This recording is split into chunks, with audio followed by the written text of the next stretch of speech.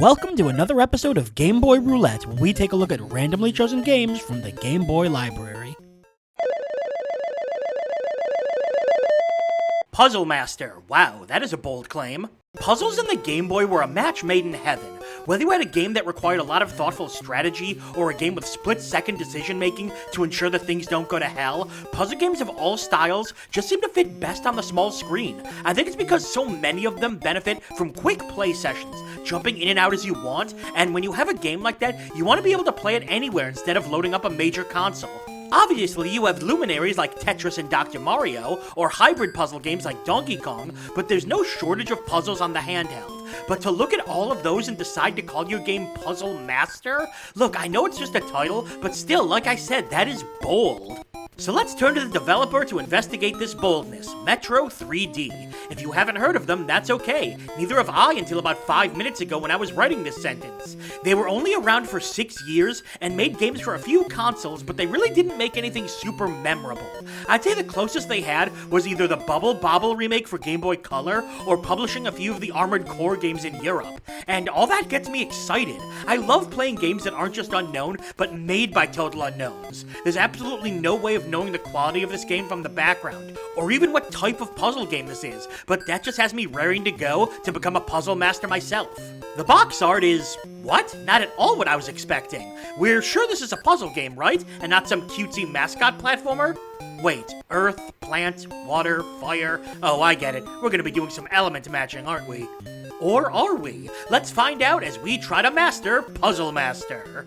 Ooh, they have a website. That was actually pretty rare. Hey, I recognize those guys from the box art. Puzzle Master. There's a quest mode?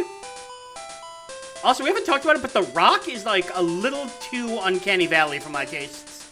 I don't know, let's quest. What? Okay. We have, A seems to scroll through the items. Okay, B is how you rotate. Who is this? Is that me? Is that someone else? Let's try the old standard of, what if we have 3 of them next to each other? Okay, that did something. But it also made that thing roar at me. Okay, what do these items do, and how do I use them? Start, no, select. Oh! Okay, next up I have a sword. What does a sword do? Ah! Key. Good. And I'm just gonna go ahead and assume the bomb blows up an area. Okay, but here's the real question. Now what? Oh, I'm feeling that bar / sword over there. Oh, what?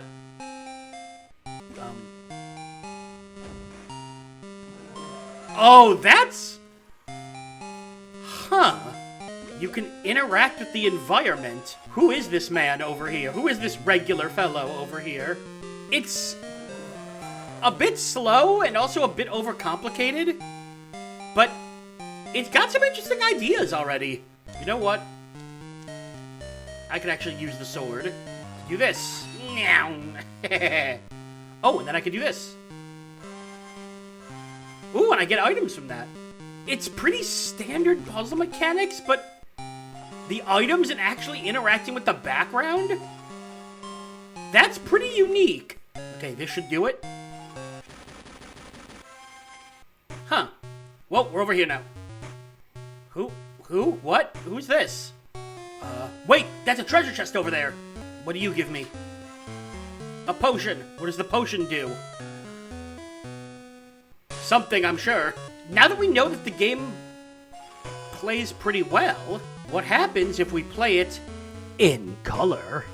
Those look pretty standard. Ooh, okay. We got some style going here. Oh, those are skulls. Thought those were mushrooms. So we definitely have a very interesting concept here. Apparently there's a decent amount of levels. I did a quick search while we were swapping versions, and there's nothing that's like, there's no guide, there's no page on Game FAQs, I can't find the manual anywhere, but there's definitely something here, and I'm guessing you can't get rid of the skulls by the looks of things. I like the little animations of the skulls too. They're slightly roaring at me. Down you go.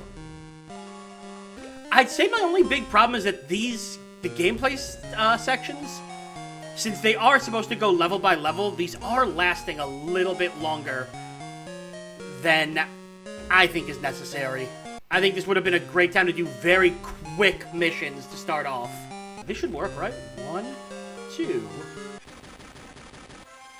Kaboom. So I'm guessing the goal here is to get the crown on his head, but again, how do you get rid of the skulls?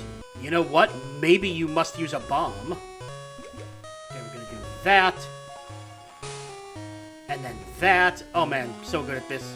It's interesting to have a puzzle game like this. A puzzle game that has, like... God, how do you even describe it? Mini side quests in each puzzle? Interacting with the level? It's a clever idea. Alright, let's try blowing the man's head up. That worked? That was almost music. The presentation is fine, I suppose.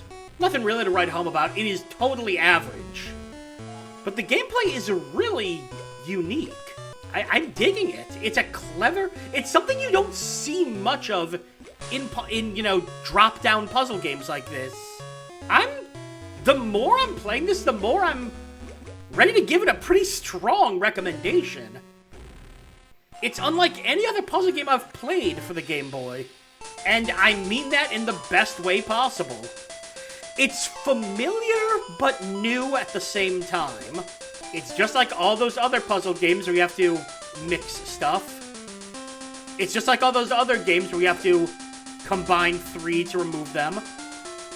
But just the little addition of, like, stuff to do in every level is making all of the difference. Yeah, Puzzle Quest? It's actually a really good quest, and everyone should go on it. Although, let's be honest, you can just go straight to the Game Boy Color version. Honestly, I hate saying this here, you're not missing anything by just going straight to the Game Boy Color. The normal Game Boy version's not as impressive. You know what would have made Tetris even better? Knives. Making a standard match the tiles puzzle game is fine, and there were plenty of them to go around. So making your puzzle game stand out amongst them was a difficult task, but that's exactly what Puzzle Master did. We'll get to that in a moment though. Let's talk about the general presentation first. This is one of those games where I think it's much better played on the Game Boy Color. Puzzle games benefit so much from colors being more distinct. It's not that it was bad on the Game Boy itself, but the jump up in quality really does make a world of difference. And the graphics themselves were fine if uninspired. So if it was all of that with just standard Match 3 puzzle gameplay, I don't think I'd give the game a second glance.